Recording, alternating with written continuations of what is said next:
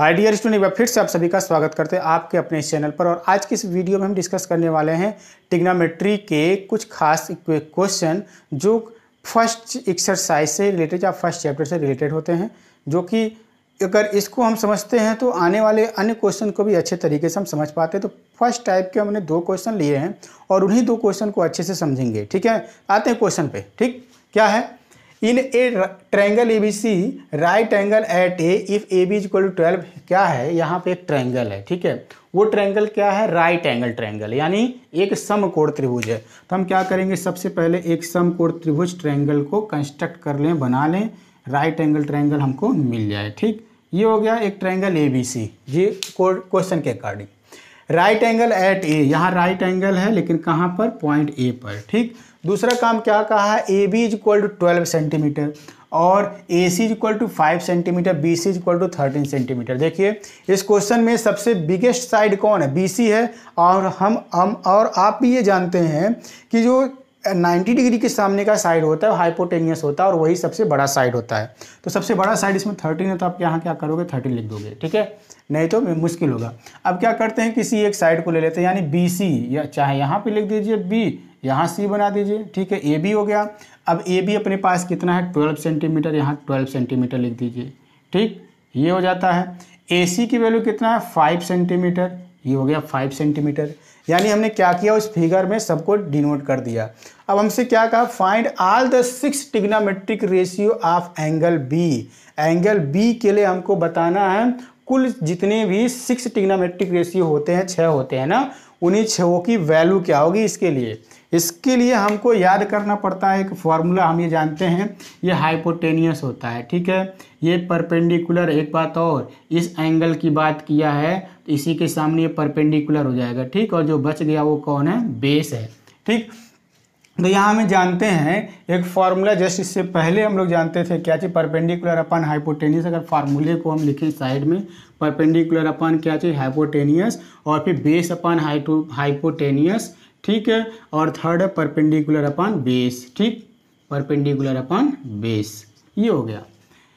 तो अगर इस फार्मूले को देखें, कल एक ट्रिक भी बताया पंडित बद्री प्रसाद हर हर बोल करके, उसी फार्मूले में पंडित बद्री प्रसाद हर हर बोल सोना चांदी तौल। सोना मतलब क्या है? साइन, और चांदी मतलब क्या है? यहाँ पे कास, और तौल मतलब क्या है? टैन। ठीक, तो इस तरीके से हम उस ट्रिक को यहाँ यूज करने वाले हैं। P से P मीन्स क्या? परपेंडिकुलर, B मीन्स क्या है? बेस, और फिर P मीन्स क्या है?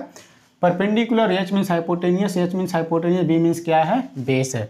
तो यानी इस ट्रायंगल से हम लिखना चाहते हैं sine B is equal to, ठीक, sine B is equal to, यानी पहला ट्रिग्नोमेट्रिक रेशियो हम sine B is equal to, angle B है अपना, sine B is equal to लिखेंगे तो साइन के लिए क्या होता है? ये होता है परपेंडिकुलर अपन हाइपोटेनियस। परपेंडिकुलर कितना है? अगर हम लिखना चाहें परपेंडिकुलर अपन हाइपोटेनियस एक बार लिख दें, और P की वैल्यू कितना? 5 है, हाइपोटेनियस कितना है? 13 है। एक आंसर आपका हो गया।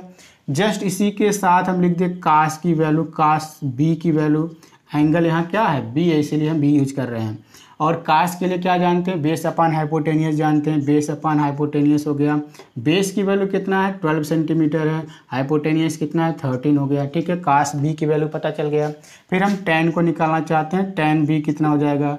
परपेंडिकुलर अपन क्या हो जाएगा? बेस, यानी P/B। P की वैल्यू क्या है अपने पास? 5 सेंटीमीटर है। B की वैल्यू कितना है? 12 सेंटीमीटर है। ये तो 3 सीधे वाले हो गए। अब साइन का अपोजिट कौन होता है? कोसेक होता है। तो कोसेक को लिख देते हैं, cosec B is equal to क्या? इसी को अपोजिट करके, तो 13 अपान क्या हो जाएगा? 5। कास का क्या होता है? सेक होता है। सेक B इज इक्वल टू क्या लिखेंगे? 13 अपान 12, 13 अपान 12 हो गया। और लास्ट है टैन का अपोजिट क्या होता है? काट, तो काट B इज इक्वल टू लिखेंगे तो 12 अपान 5 हो जाएगा। ठीक है, इस तरीके से हम क्या करेंगे, 6 के 6 ट्रिग्नोमेट्रिक रेशियो को कैलकुलेट कर सकते हैं। बस हमारे पास उस राइट एंगल ट्रायंगल के तीनों साइड पता हो, हाइपोटेनियस पता हो, परपेंडिकुलर भी और बेस भी। अगर तीनों पता है तो इस फार्मूले को यूज करके हम क्या करते हैं, सभी साइड्स से ट्रिग्नोमेट्रिक रेशियो जो टोटल 6 है उसको हम क्या कर सकते हैं, कैलकुलेट कर सकते हैं और उन्हीं को यूज करते हैं जो कि यहाँ पे आपको के सामने लिखा हुआ है। ठीक है, चलते हैं नेक्स्ट क्वेश्चन की तरफ। If sine theta is equal to क्या है 3/5। यहाँ 6 तो है टोटल, लेकिन 6 केवल एक वैल्यू को यहाँ पे दे रखा है और सभी को हमको क्या करना है, कैलकुलेट करना है। तो साइन थीटा की वैल्यू हमें जान रहे हैं पहले से, sine theta is equal to 3/5 है। तो 3/5 है तो हम ये जानते हैं ये क्या होगा, परपेंडिकुलर होगा और ये क्या होगा, हाइपोटेनियस होगा, क्योंकि हमें जान रहे हैं यहाँ पर अभी जस्ट इससे पहले perpendicular upon hypotenuse, base upon क्या चीज़ हाइपोटेनियस, फिर परपेंडिकुलर अपॉन बेस लिखे थे। ठीक है, उसी ट्रिक को फिर से यूज करने वाले हैं। हमको ये वैल्यू दे रखा है, ठीक, अगर ये वैल्यू दे रखा है तो यूज कर लेते हैं। क्या है यहाँ पर, पी की वैल्यू 3 है, ठीक, 3 सेंटीमीटर हमने लिख दिया, और एच की वैल्यू क्या है, यहाँ पे क्या है, हाइपोटेनियस, और हाइपोटेनियस की वैल्यू कितना है 5 सेंटीमीटर, हमको बेस नहीं पता। अब याद करिए एक पाइथागोरस थ्योरम होता है। ठीक है, पाइथागोरस थ्योरम का क्या है फॉर्मूला, जो हाइपोटेनियस का स्क्वायर वैल्यू होता है बेस के स्क्वायर और परपेंडिकुलर के स्क्वायर के सम वैल्यू के इक्वल होता है। ठीक है, तो पाइथागोरस प्रमेय अगर हम लिखना चाहें पाइथागोरस थ्योरम से, सिंस यहाँ पे क्या लिख सकते हैं, BC square is equal to AB square plus क्या चीज़, AC स्क्वायर। AB की वैल्यू अपने पास कितना है, AB हमको नहीं पता है। ठीक है, चलिए इसको रहने देते हैं। BC हमको पता है कितना है, 5 सेंटीमीटर है, और AC की वैल्यू अपने पास कितना है, 3 सेंटीमीटर है। तो सभी का स्क्वायर करनी है 25 हो जाएगा, और ये AB स्क्वायर प्लस ये 9 हो जाएगा। अगर हम AB square is equal to लिखना चाहें तो क्या लिखेंगे, 25 माइनस 9, इसको इधर ट्रांसफर कर देंगे, ये कितना हो जाएगा, 16 हो जाएगा। AB square is equal to, और AB इज इक्वल टू लिखते हैं तो ये √16 हो जाएगा, और AB is equal to over निकालेंगे तो कितना हो जाएगा, ये 4 सेंटीमीटर, यानी जो बेस निकल के आया वो कितना आया, 4 सेंटीमीटर आया। ठीक, अब हमको इस ट्रायंगल के जो 3 साइड्स हैं वो तीनों साइड पता चल चुके हैं।